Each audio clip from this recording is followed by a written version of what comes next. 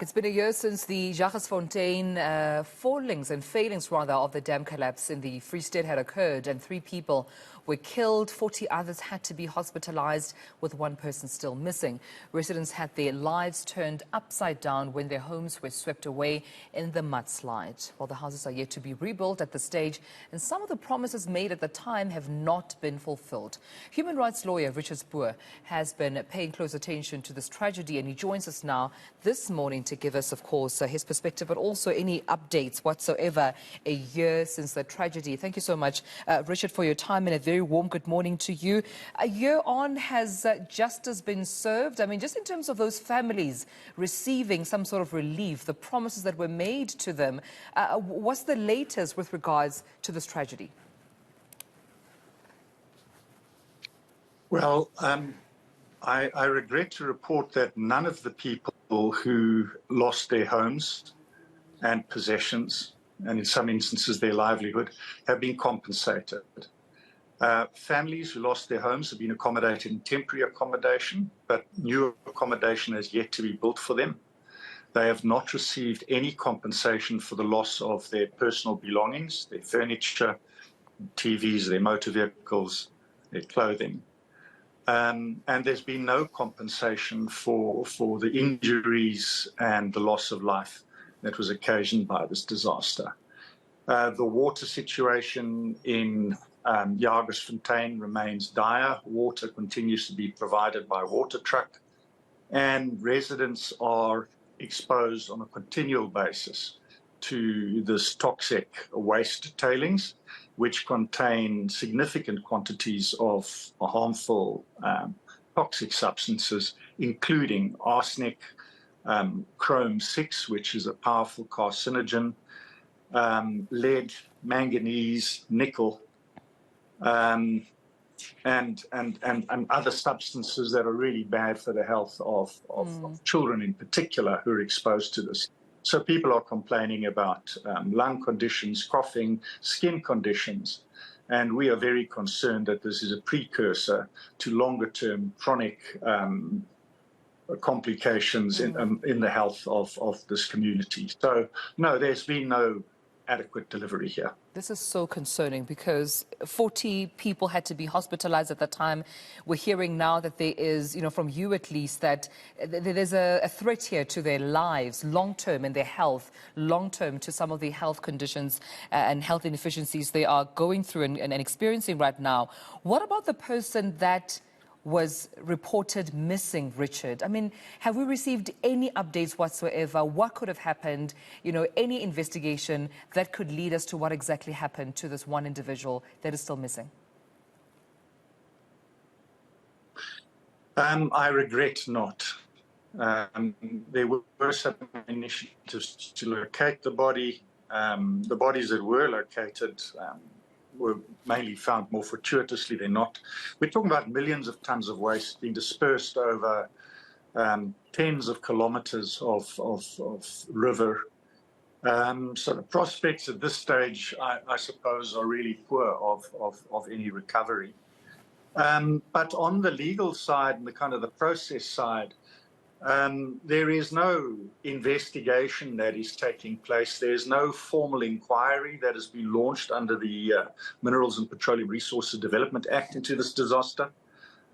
We're not aware of any directives that have been issued by the Department of Water and Sanitation on measures to be taken to rehabilitate the environment and to prevent further pollution.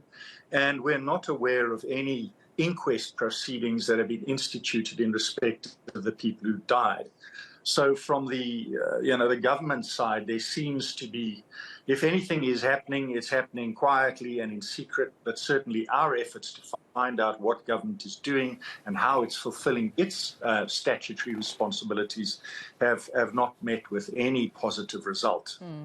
We get the impression that there is close collaboration between the mine and the provincial officials in any event, because the provincial authorities have authorized the mine to resume operations. They've also authorized the mine to start dumping these toxic tailings into the original pit. despite the fact that for years the department's own attitude has been that this creates an intolerable risk of contamination of the regional groundwater resource on which this community and many others in the Southern Free State are dependent. So it's curious behaviour on the part of the regulating authorities. So Richard, in other words, are you telling us that we are nowhere near in sight to seeing any accountability being taken for this disaster? I mean, seeing an investigative report being handed over publicly to the families directly affected as to what exactly happened, what would be the compensation or relief brought forward, and who then needs to take accountability. Because if that doesn't happen, there will surely, if it hasn't happened already, be a loss of trust towards government, but also a loss of, confidence in the environment that they find themselves in right now, where it could further pose, increased threats to their lives or even to their health in future. Yeah, this is a huge concern, but more than that, it leaves the community helpless and vulnerable and forces them to engage with the party that's done the harm to them. So we've seen a significant number of people who've not received any assistance from the state or anywhere else, concluding one-sided agreements with the mine, in terms of which the mine, which destroyed their homes, offers to rebuild them in return for an indemnity against all other claims. Now, the only reason people enter into these oppressive agreements is because they really don't feel that they have an option. If they don't cooperate with the mine and sign the documents that are presented to them by a mine, they are not going to get accommodation. Their interim accommodation is at risk, and they face, they face an interminable period without any help or assistance and without any relief. So they are forced. It's something like a rape victim being forced to negotiate with a rapist to be rehabilitated and to get the treatment and care that the victim wants. That's the analogy that we're looking at here. This community has been abandoned by the authorities, abandoned by the state, and it's absolutely appalling that they need to go back to the perpetrator of this crime against them to beg for relief and beg for help. It's unconscionable that this should be happening in South Africa today. A concern a year later, still nothing, as you mentioned, Richard, seems to be done, or at least the intention to update those families and those communities. We leave it there, but thank you for speaking to me about this. Richard Spoor, human rights lawyer, updating us on, a feedback that I'm sure many South Africans were not hoping for, that a year on, it seems nothing has been done as far as those promises by the Free State Premier, the Deputy President, going to see that community out in Jagersfontein. None of those promises, rebuilding their homes, giving them some sort of relief after that tragedy and disaster has struck. Unfortunately, we still have to wait.